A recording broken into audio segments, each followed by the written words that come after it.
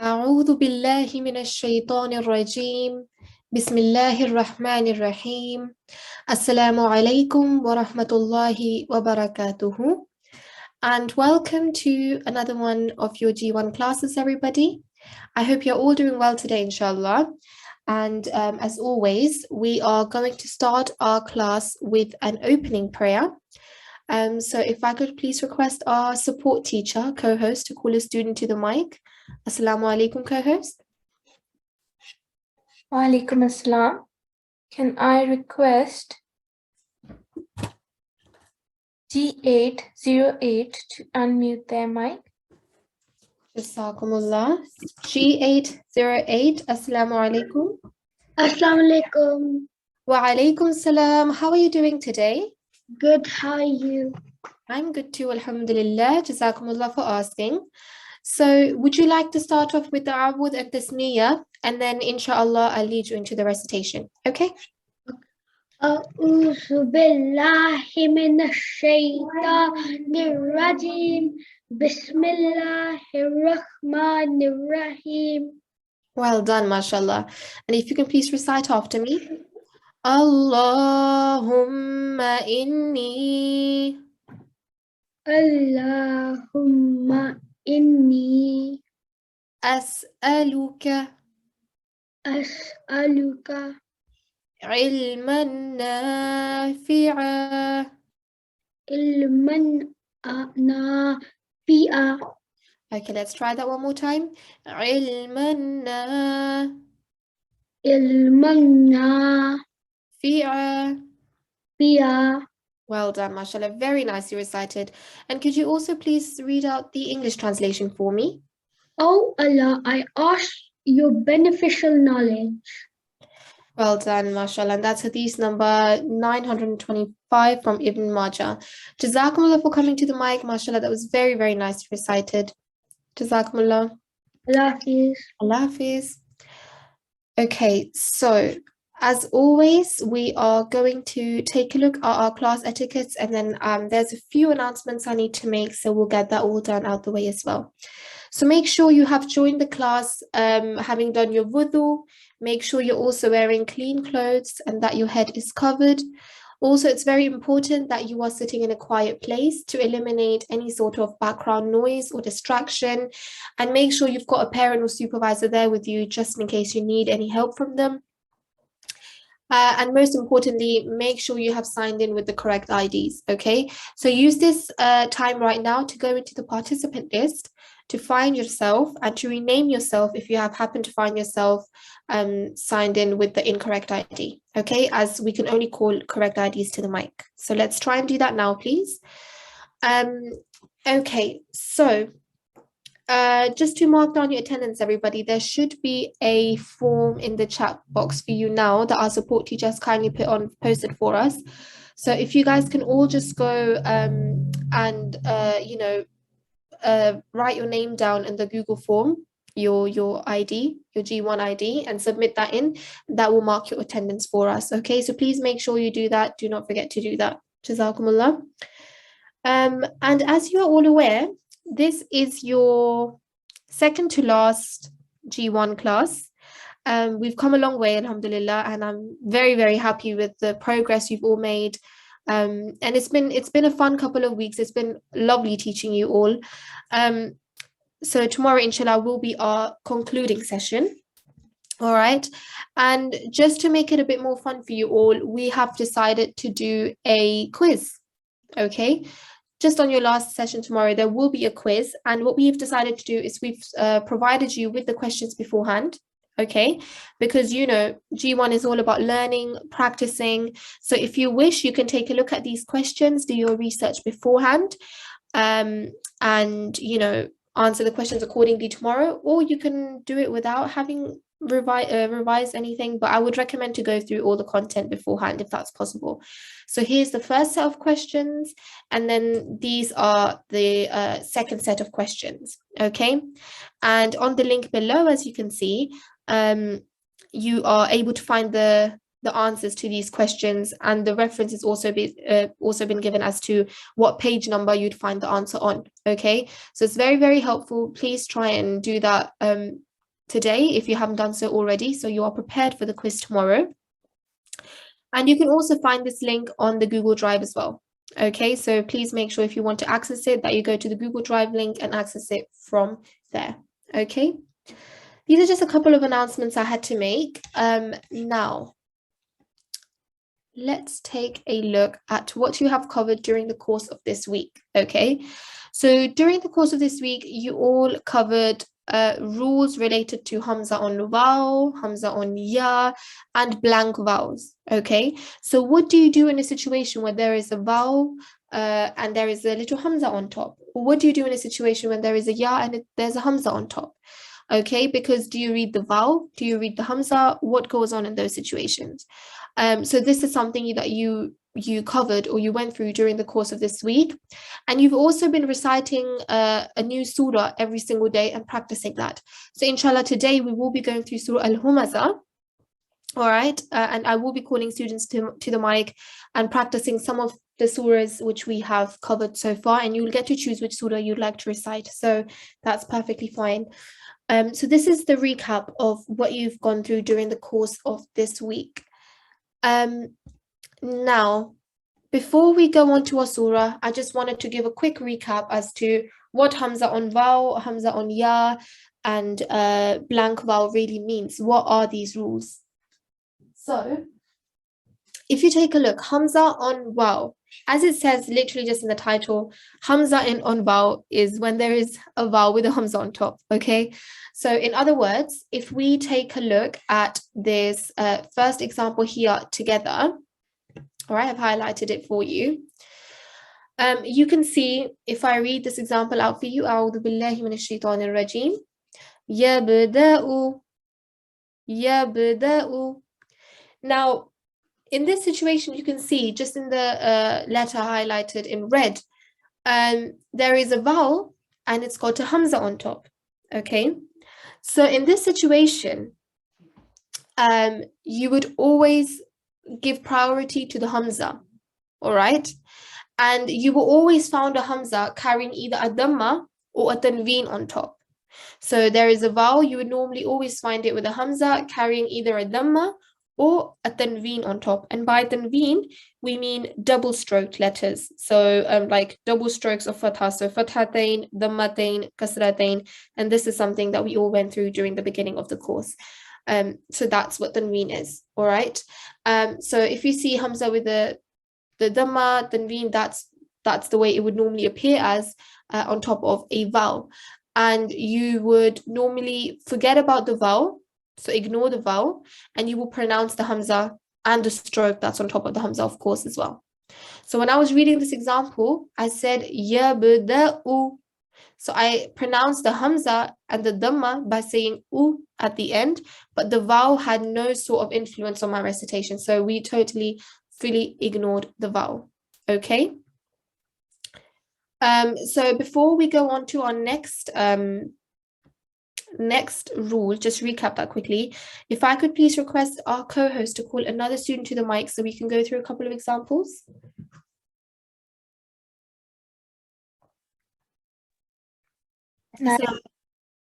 G794 to unmute their mic.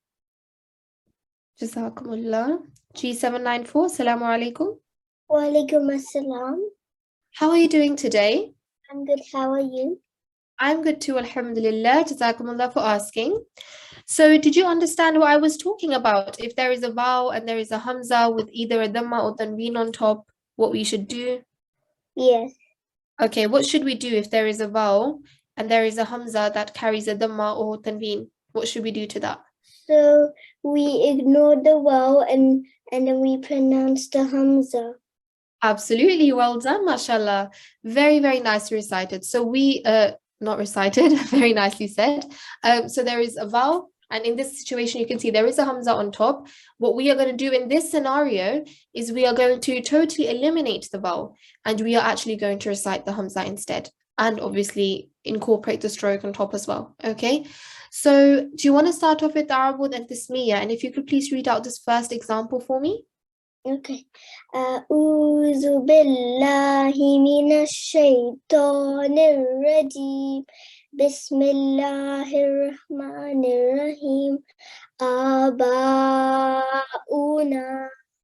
Well done, mashallah. That was very, very nicely recited. Especially your timing on each of the letter was perfect. You gave a 2-second time here on alif. You also stretched the sound out of ba because it carries a maddi kabir, right? Yeah. Do you remember how long we should prolong a maddi kabir for?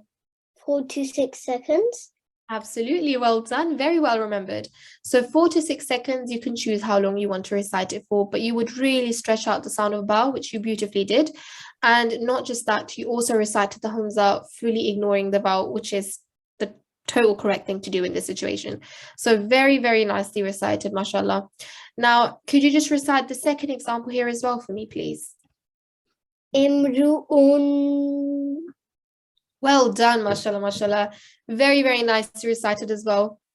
What you did here at the end is the most important thing, because as you can see, this Hamza on top is carrying a dhammatain, and this is the tanveen stroke I was talking about earlier on. So you've got double strokes, 2 strokes of dhamma, right? And what you've beautifully done is you have held on to the noon sound towards the end. So what you said is imru'un, and you held on to the sound at the end of the noon, which is very important, and you did that very nicely. And you also, again, eliminated the vowel sound altogether. So that was beautifully recited. Jazakumullah G794. It's been a pleasure. Jazakumullah for coming to the mic. Take care of yourself. Jazakallah. Allah Hafiz. Okay. All right, everybody. That was one of the rules that you covered. Now, let's move on to Hamza on Ya.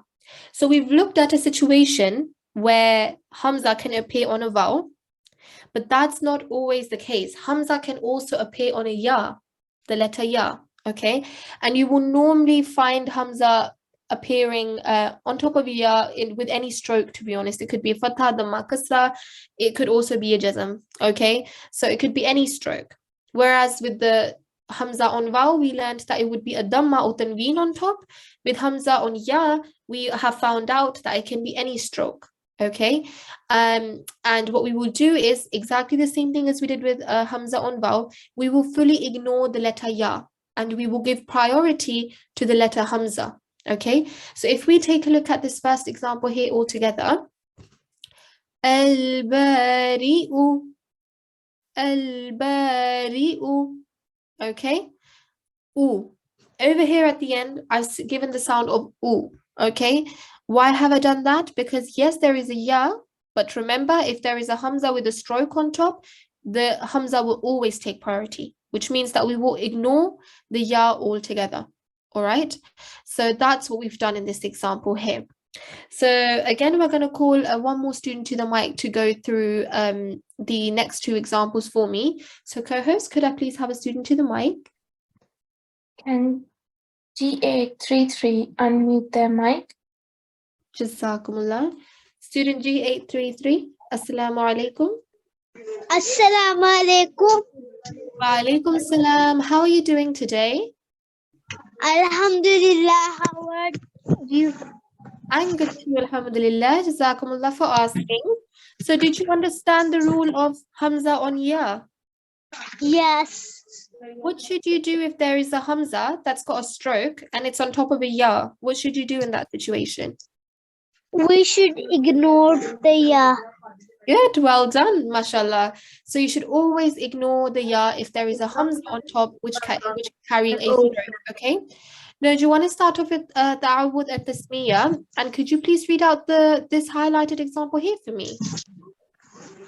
أعوذ بالله من الشيطان الرجيم بسم الله الرحمن الرحيم قرئ. Good, well done, mashallah. Very, very nicely recited. And what I really love is that, again, you've given the right timing on each letter. You know, the qaf, ra, and Hamza are only carrying a dhamma, kasra, and fatha. So how long should you give on each letter? 1 second. Good. Well done. A 1 second timing. So that's exactly what you did in this example. And you also eliminated the sound of ya, which was very important. So well done, mashallah. And could you also read out this third example here for me as well?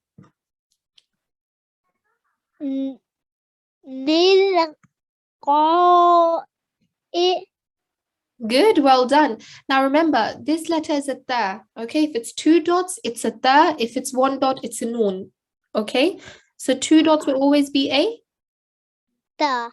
ta. Well done. So if you want to repeat after me, tilqa'i.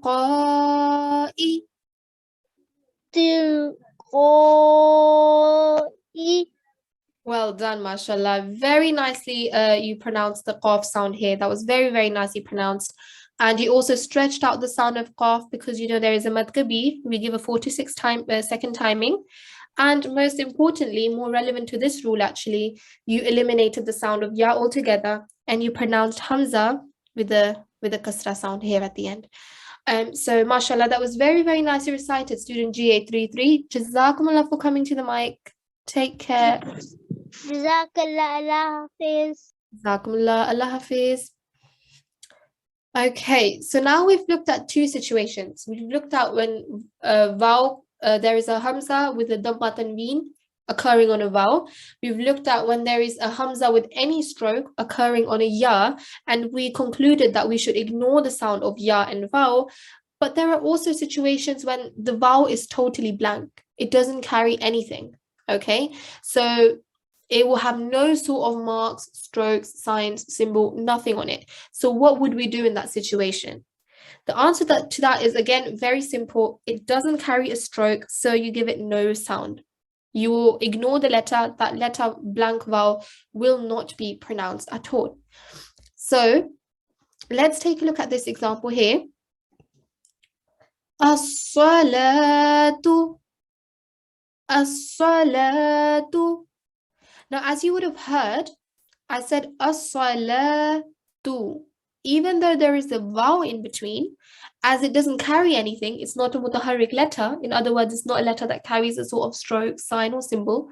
We will totally eliminate the sound of that vowel and we will forget about it. We will ignore it, okay? And we will act like it's not there. So what we've done in this example is fully ignored the sound of vowel, which is the correct thing to do. Now, let's take a look at the next example. And once again, we will call a couple of students to the mic.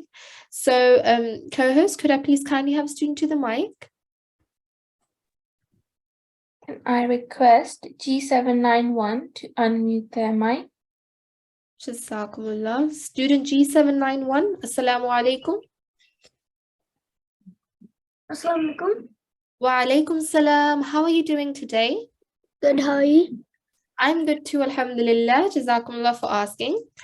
So, do you know what we should do if there is a blank vowel when you're reciting the Holy Quran? Ignore it. Yep, absolutely. Well done. So you ignore it. So if you can start off with Awud and Bismillah, and if you could please recite this highlighted example here for me, please.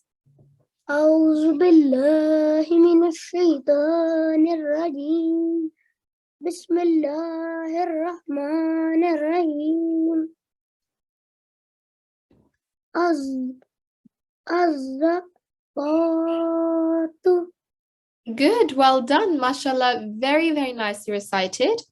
So you very beautifully joined the alif and za together. You put pressure on the za. You said azza, and you did that very beautifully, which is the correct thing to do in this situation because there is a little W sign here, which we also call a shadda. And whenever you see a letter carrying a shadda, what should you do?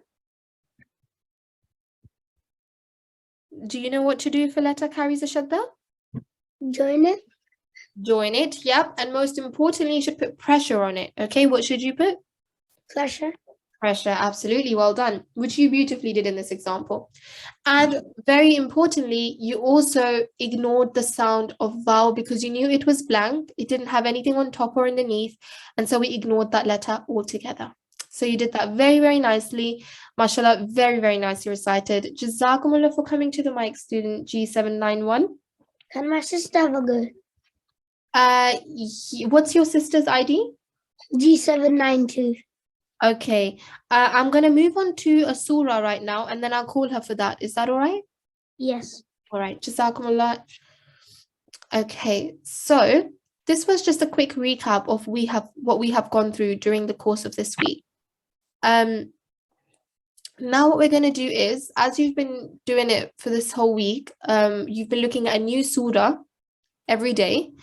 And today we are going to be looking at Surah AlHumaza. Okay, it's a very, very short surah, and it's included in the part 30. Okay, as you know, the Holy Quran has 30 parts, and it's in the 30th part of the Holy Quran. Okay, it's chapter number 104. So that's how you can find the surah. And it's got a total of 10 verses. All right. It only consists of one ruku, and you know, surahs were revealed in certain orders, and it was sort of the 32nd surah to be revealed in terms of order of revelation. Okay, so these are just a little couple of facts about Surah Al-Humaza, but most importantly, no, it's a very short surah, and it's part of the 30th part of the Holy Quran, and it's got 10 verses altogether, so it's very, very short. Okay, now what I'm going to do is I'm going to recite this surah once for you, and what I want you all to do is follow along. Okay, very, very important. Please follow along with me, so you're able to understand how to recite each letter, each word. And then there's a couple of things I wanted to point out in this surah as well, which would be beneficial for your revision. So if you're listening right now, then please make sure you're following along. And if you want, you can recite with as well. Okay, so here we go. أعوذ بالله من الشيطان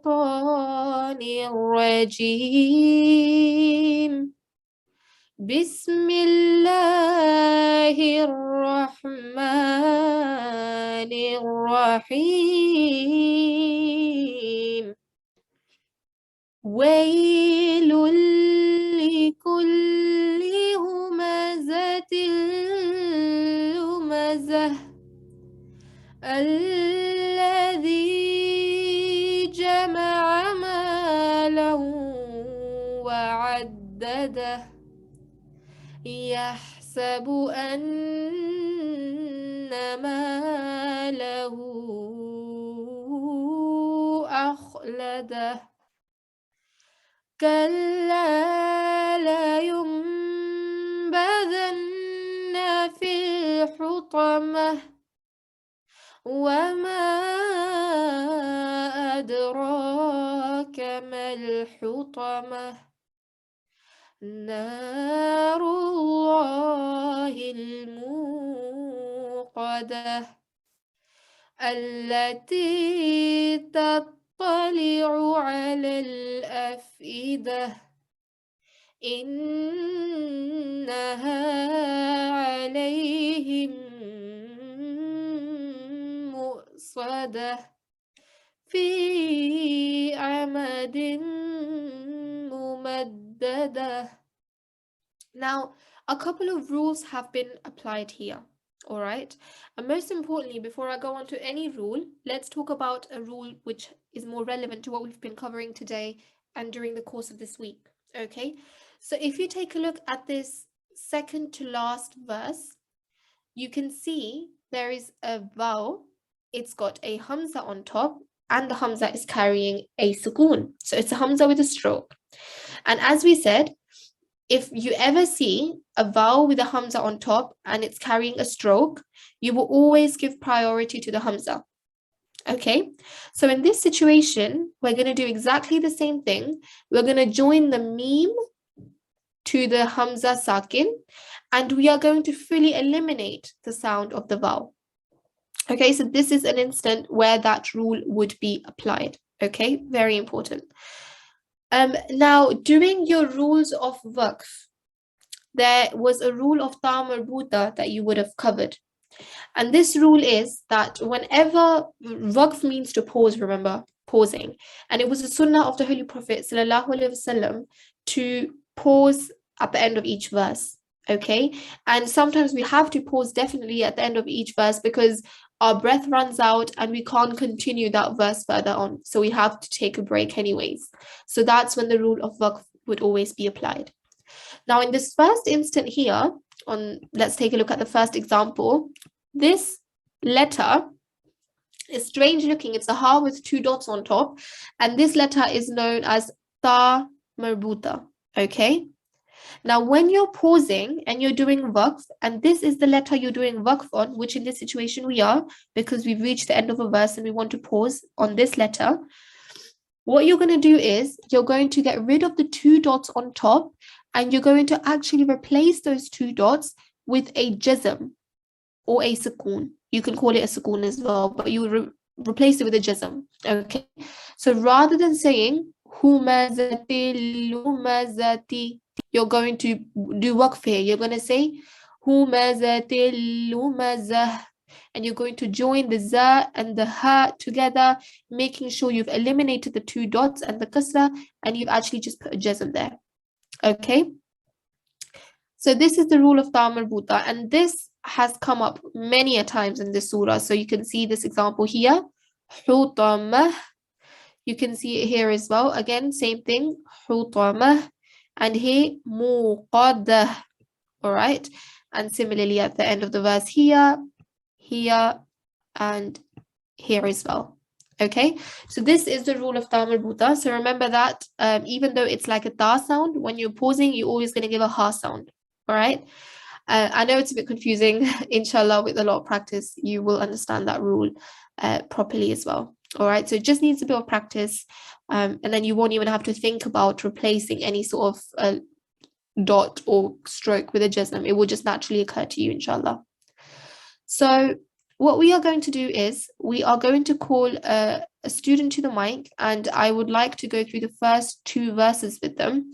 So what we're going to do is go through the different rules that you can see in the surah and try our best to recall as many rules as possible. So co-host, could we please unmute student G792?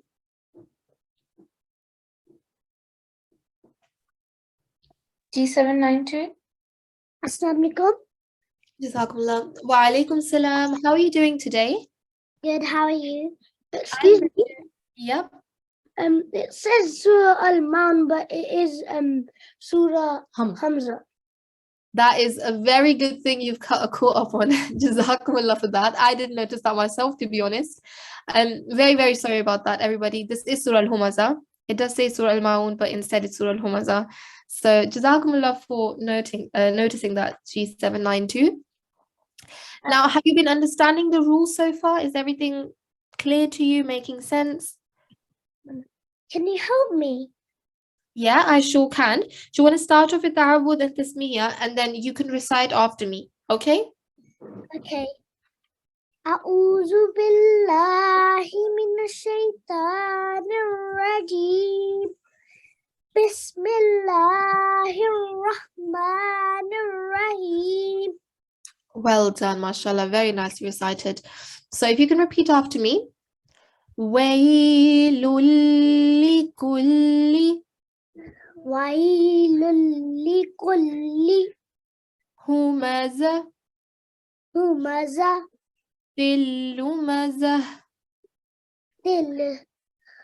humaza Okay, let's try that one more time. Lumaza. lumaza. Well done, mashallah. Now, can you see at the end here, we're saying lumazah. We're giving a ha sound, but there is a ta there. Do you know why we are doing that? Yes. Okay, do you want to let me know? Yes, because there's a we have to waqf it. Absolutely, well done. So it's a rule of waqf, and what you're going to do is this specific letter is called ta marbuta, right? So Yeah. you will, when you're doing waqf, you're going to replace those 2 dots with a sukoon or a jazm, you say in Urdu, and act like it's a ha instead, and join the za and the ha together. So that's what we've done in this example, and you very, very nicely pointed that out. So well done. Now, another thing I wanted to ask you, a lot of these letters are carrying this little W-like sign, which is called a shadda, right? Can you see that? Yes. Do you know what we should do if there is a shadda on top of a letter? We should prolong it. Put, Yeah, I think put pressure on it. yeah. You got there with a bit of help, but yes, well done. So you should put pressure on it, all right?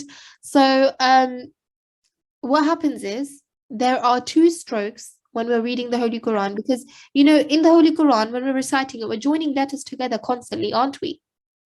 And we need to know when to join letters together. And a way to find that out is that you will have to look at a sukoon or a shadda. These two signs, sukoon and shadda, will tell you that now you're meant to join letters together, and then you will do all the joining then. Without these two signs, you won't be able to join letters together in Arabic. Okay? So these two signs help us to indicate to us that we are meant to join letters together. But if sukoon and shadda are both joining letters together, then why are there two different signs, right? And the answer to that is that with the shadda, you will always put pressure on top of that letter when you're joining, whereas with the sukoon, you don't. All right.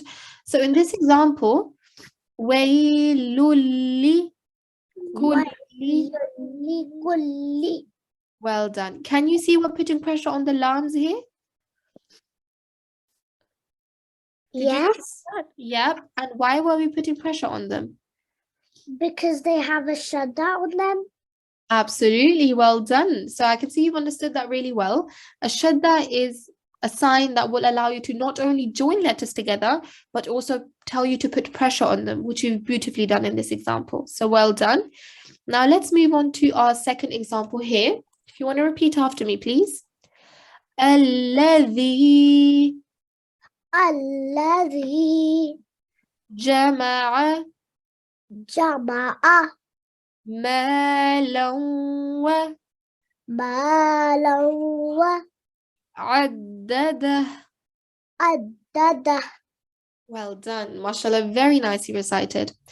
Now, first of all, it's very important to understand that every letter within the Arabic alphabet has got a very, very unique sound. Okay, it's got a unique sound of its own, so we need to pronounce it accordingly. There are only two letters which have exactly the same sound, and that's alif and hamza. Have you noticed that alif and hamza have exactly the same sound, right? But Yes. any other letter like ayn and sad and dad and ra, za, these are different letters and they've got different sounds. Now, what a lot of people do is they tend to mix up the sound of the z and the. Can you hear the difference when I'm saying these two letters? Yes. Yeah, so can you say this letter for me? The. Good. And how do we say this letter here? The. Good, well done. So what you've beautifully done here is you have shown the correct way of pronouncing these letters, all right? Because again, we know every letter has its unique sound. If I'm giving a za sound here, we can't give a za sound here because this letter is independent of its own and has got a unique sound. So what we're going to do is get the tip of our tongue and place it in between our top and bottom teeth. So we're going to say alladhi. الذي. Well done. MashaAllah, very, very nicely recited. And as always, again, ayn. The sound of ayn comes from the middle of your throat. And what a lot of people do is they tend to mix up the sound of alif and ayn. Remember, they're two different letters, so they will have two different sounds. All right. So remember, the sound of ayn comes from, where does it come from? Your throat. Absolutely. And it's the middle of the throat to be precise. So can you say ayn for me? Ein. Good, well done. And let's try that one more time. الذي الذي جمع جمع مالا مالا وعدده. وعدده. Well done. Now, in this verse, can you point out to me which are those letters where we need to put pressure on top? The vowel and the Yeah, well done. They've got Shada. And remember there's lam as well. Okay. So these three letters, let me get rid of these highlights. So in this third verse, lam, vowel, and dal have got Shada. So we put pressure on them. Okay. And you very nicely identified those letters for me. So mashallah, that was very, very nicely recited, student G792. I'd just say keep practicing as much as you can. And inshallah, you'll get the gist of the pronunciation very, very soon. Okay? Jazakumullah for coming to the mic today. Take care of yourself. Allah Hafiz. Allah Hafiz. Allah Hafiz. Okay, so there's a lot of rules that are applied in every surah. And when you recite in the Holy Quran, I want it to become a habit of yours to read the verse with utmost care, okay? And see what kind of rules are applied in which situation, what pronunciation to give. That's very, very, very important, okay? So we've done the first two verses. Now, let's do the next two verses as well, and then we'll call students to the mic and try to go through the other chapters as well, if possible, okay? So co-host, may I please have another student to the mic? And G814, unmute their mic. Jazakumullah. Student G814, Assalamu alaikum. Wa alaikum salam. How are you doing today? I'm good, alhamdulillah. How are you? I'm good too, alhamdulillah. Jazakumullah for asking. So, have you been understanding the rules so far? Yes. Amazing, perfect. So do you want to start off with Ta'awud and Tasmiyah? And would you like to recite after me, or do you want to try to read the next two verses yourself? Can I try it by myself, please? Yes, you sure can. Do you want to start off with Ta'awud and Tasmiyah, please? أعوذ بالله من الشيطان الرجيم بسم الله الرحمن الرحيم Yeah, you can start whenever you're ready. يحسب أن ماله أخلده كلا لينبذن في الحطمة. Well done, mashallah, very, very nicely recited. Just a couple of things I wanted to point out. You very, very beautifully recited that, and you've given it a shot to try it yourself as well, which is very, very good. Let's just take a look at a couple of things together, all right? Let's start off with the very basic. Whenever a letter carries a fatha, dhamma, kasra, how long should you prolong that letter for? 1 second. Absolutely, well done. And you've done that very nicely in this situation here, but there is only one letter where I thought you prolonged it for slightly longer than you should have. Now, this ba carries the dhamma on top, right? Yes. So should we give it a 1 second timing? Yeah. Alright. Yeah, amazing. So 1 second timing here, okay? So do you want to repeat after me? Yahsabu. يحسب. Well done. Did you see we only gave it a 1 second timing, and that is because there is a fatha, dhamma, or kasra, okay? And we will only give it a 1 second timing there. So that was very, very nicely recited. Now let's take a look at the second verse. As I mentioned earlier on, every letter has got its own unique sound, right? Now, we spoke about the letter za here. So if I highlight this for you, and we spoke about the letter dhal, za and the. Do you hear the difference between the two letters? Yeah. Yeah, so this letter za is like a simple Z sound, right? Yeah. Whereas this letter the, you're getting the tip of your tongue and you're placing it in between your top and bottom teeth. So you're saying the, or to be honest, you're placing it more towards your top teeth, but you're touching the back part of your top teeth. So you're saying the, right? Can you try saying that for me? The. Well done. Let's try that one more time. The. Good, well done. We're getting there, nearly, and you've done a very, very good try at that. Very good, successful attempt. Just a couple more practices needed here, just a bit more practice, and inshallah, you understand that very, very soon. And same thing here. Again, there are different letters in the Holy Quran that we have to take a look at. You know, the Arabic alphabet has got different letters within it, and they've got their own sounds. So you've got a letter ha, this one here. So the letter comes from the sound of this letter comes from the middle of the throat, ha. And you also have a simple ha, which if you look at this top verse here, Bismillah here, ha, this is a simple ha. So if you have ha and ha, can you hear the difference between the two letters? Yes. Amazing. So this is another sort of thing we need to consider, that this is a thicker version of a ha, all right? The sound is more so coming towards the middle of your throat. So if you can repeat after me. Hutama. Hutama. Good, well done, mashallah, very, very nicely recited. And remember, when we're saying hutama, we are giving a slight ha sound here as well while it's pausing. Could you do that for me, please? Hutama. Well done, mashallah, very, very nicely recited, student G814. I can see you're understanding the rules and you're getting the grips of them very, very nicely. So mashallah, very, very nicely recited. Keep practicing, and inshallah you'll get there very, very soon. But jazakumullah for coming to the mic. Take care of yourself. Allah Hafiz. Your brother, what's his ID? G850. G850. Okay, I will call him up next in just a moment. All right, I'll ask our co-host to unmute him. All right, but jazakumullah for coming to the mic. Allah Hafiz.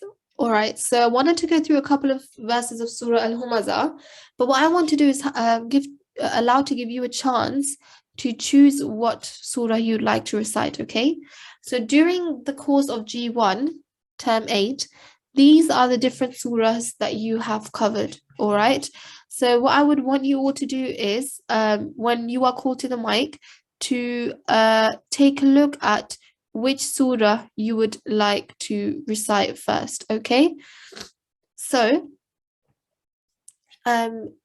co-host, could we please unmute student G850 if that's possible?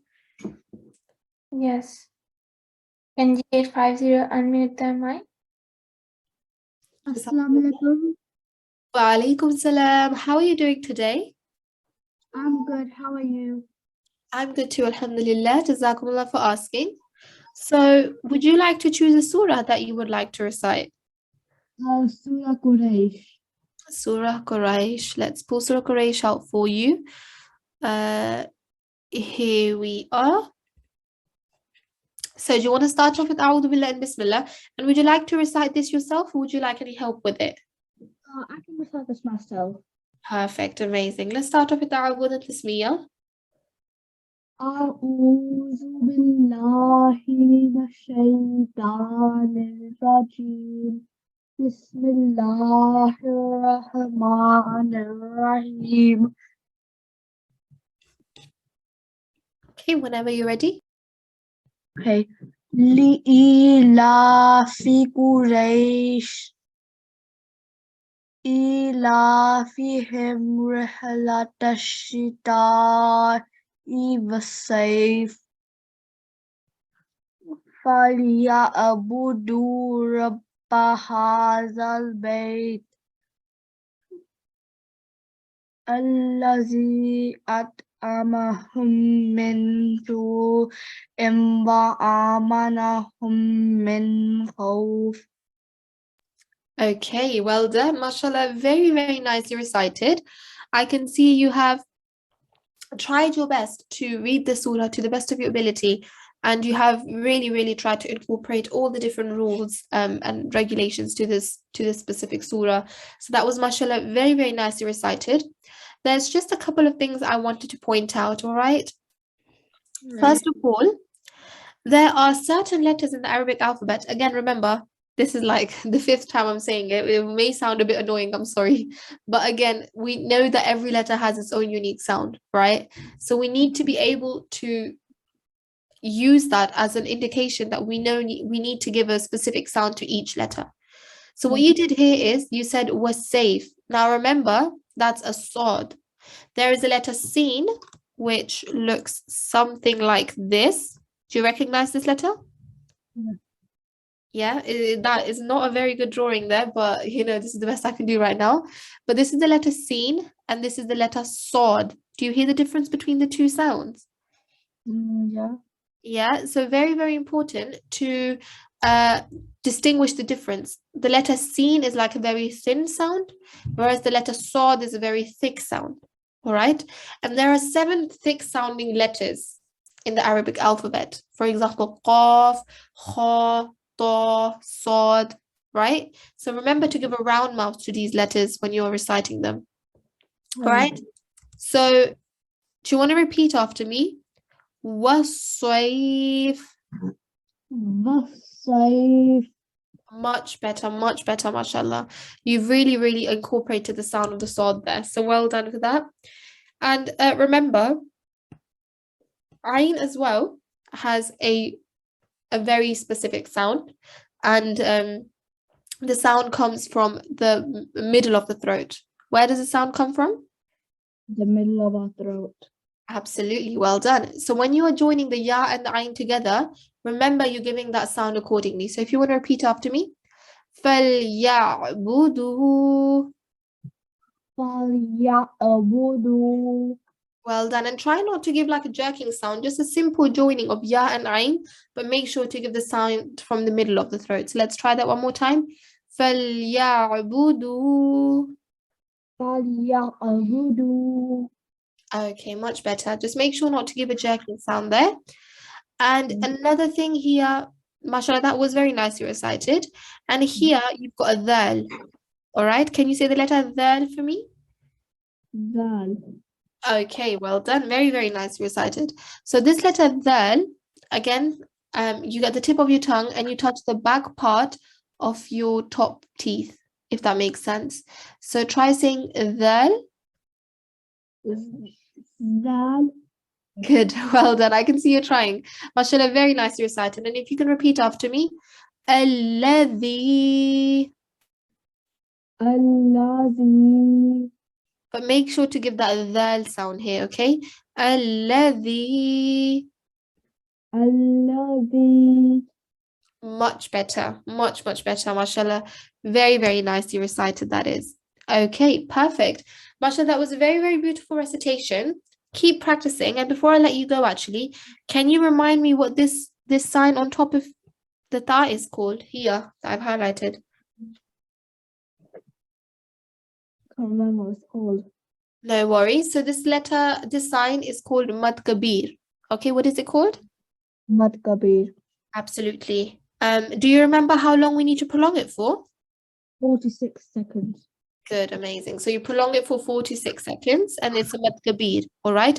There's also a Mad Saghir, which you can see down here, all right? It's like a little wave. And this one you prolong for how long? 3 to 5 seconds. Absolutely, well done. Very well remembered. So Mad Saghir we prolong for 3 to 5 seconds and Mad Kabir is 4 to 6 seconds, all right? But that was very, very nicely remembered. So Jazakumullah for that. Jazakumullah for coming to the mic today. Take care of yourself, G850. Allah Hafiz. Allah Hafiz. All right. So, we are running short of time now, and I think it's about time for us to start concluding our session as well, as we need to do a closing prayer. To anyone I couldn't call to the mic, I do apologize for that, but I think it's very important to take a look at the different surahs that we've covered so far, which are displayed in front of you here. These are all of the different surahs that you've covered, and so in your free time, if you are able to go and pull out each surah from the Holy Quran and recite the surah in your free time, that would be amazing. And actually, when you're reading your salah, when you're praying 5 times a day, we always tend to include these little surahs in our prayers. So it's very important that you know the right pronunciation, because sometimes you think you're pronouncing something wrong, it shouldn't have a massive impact, whereas it really, really does. It can sometimes totally flip the meaning of that word, specific word. So it could totally change the meaning. And so it's very, very important to keep practicing these little surahs because you do read them every now and then. So it's very important to do that, okay? So just before we conclude our class today, let's take a look at our homework, okay? As I mentioned earlier on, we don't want to burden you with too much work as it is just the second to last class today and tomorrow is the concluding session. But tomorrow there will be a quiz. So I did go through the PDF in the beginning. If you can read through those questions and use the link provided that you can access in the Google Drive link, which our co-host has kindly put into the chat. You can open the chat, use that link and access the questions and the link to the book there so that you can find the answers to the questions and be prepared for your quiz tomorrow. And most importantly, also there was an attendance form our co-host put in the chat facility as well. Make sure you click on that form, fill it out with your G1 ID, submit it in so that we know you attended class today. All right, so your attendance goes through. So very important that you do that. And in terms of Surah AlHumaza, we did practice Surah AlHumaza today. So the best way to really understand the pronunciation and get to be able to recite the surahs to the best of your ability is by listening to them over and over again. So just on that link down there that you can see of the Al-Islam link, if you press on that link, you should be able to find the recitation of Surah AlHumaza. Keep playing it, keep reciting after it, and practice as much as possible. All right, and it's worth sometimes recording yourself as well. So recite Surah AlHumaza, record yourself and listen to your own recording and see if there are any mistakes that you're making. That's also a very, very good way to learn. All right, so if you could do that, that would be absolutely amazing. And as always, we're going to conclude our class today with a closing prayer. And for that, if I could please request our co-host to call a student to the mic. In G821, unmute the mic. Jazakallah. G821. Assalamu alaikum. Assalamualaikum. Wa alaikum salam. How are you doing today? I'm good, thank you. How are you? I'm good too, alhamdulillah. Jazakumullah for asking. Would you like to start off with the Awud and Tasmiyah? And then inshallah I'll lead you into the recitation, okay? A'udhu billahi minash shaitanir rajim. Bismillahirrahmanirrahim. Well done, mashallah. Very nicely recited. And if you could please repeat after me. Allahumma rahamni. Allahumma arhamni. Bil-Qur'an al-Azim. Bil-Qur'an al-Azim. Waj'alhu li Waj'alhu li imaman wa imaman wa nuran wa nuran wa hudan wa rahmah. hudan wa rahmah. Mashallah, mashallah. Very, very nicely recited. Could you also read out the English translation for us, please? O Allah, have mercy on me through the Quran the Great, and make it for me the leader, the light, the guidance, and the mercy. Perfect. Mashallah, that was very nicely recited. Jazakumullah for coming to the mic, student G821. Very, Jazakallah. Hafiz. Allah Hafiz. Okay, so that was it for today's class, everybody. Keep practicing as always. Make sure to look at the quiz as well. And we will hope to see you in our concluding session tomorrow. Until then, take care of yourself. Assalamu alaikum wa rahmatullahi wa barakatuhu.